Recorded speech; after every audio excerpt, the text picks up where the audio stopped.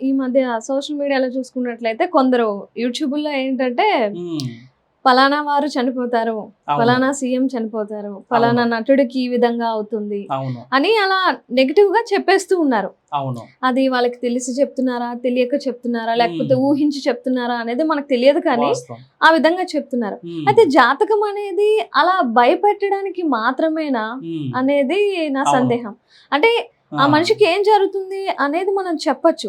కానీ అవును. వాళ్ళకి జాగ్రత్త చెప్పాలి గానీ, భయభ్రాంతులకి గురి చేయకూడదు కదా! వాస్తవం అమ్మా.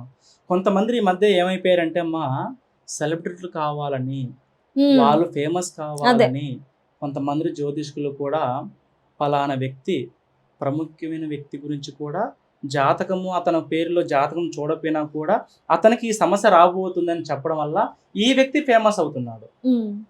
అలాగా కొంతమంది వాళ్ళు ఫేమస్ కోసమే ఇలాంటి కొన్ని చర్యలు తీస్తున్నారు. ఈ హ్మ్. చర్యలొచ్చేసి నాకు తెలిసి 99% కరెక్ట్ కాదు. అవును.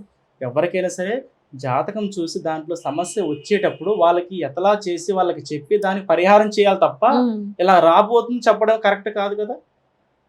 ఆ సమస్యకి పరిష్కారం అనేది చూపిస్తేనే గదా! అలాగా సపోజ్ సమస్య ఉంది కాబట్టి అతన్ని నేరు కలిసి మీకు ఈ సమస్య ఉంది స్వామి హ్మ్. అని చెప్పి వారికి చెప్తే ఏదైనా పూజలు, బావుంటుంది. హోమాలు చేసి ఇవ్వాలి కానీ, ఈళ్ళు ఫేమస్ కావడం కోసము ఇలాగ యూట్యూబ్‌లో రావడము, ఫేస్‌బుక్‌లో రావడము, ఇలాగ వచ్చి చెప్పడము అది కరెక్ట్ కాదు. ఈ మధ్య అది చాలా వరకు ఎక్కువైపోయిందమ్మా. అవును. అవును. అలాగా. హ్మ్.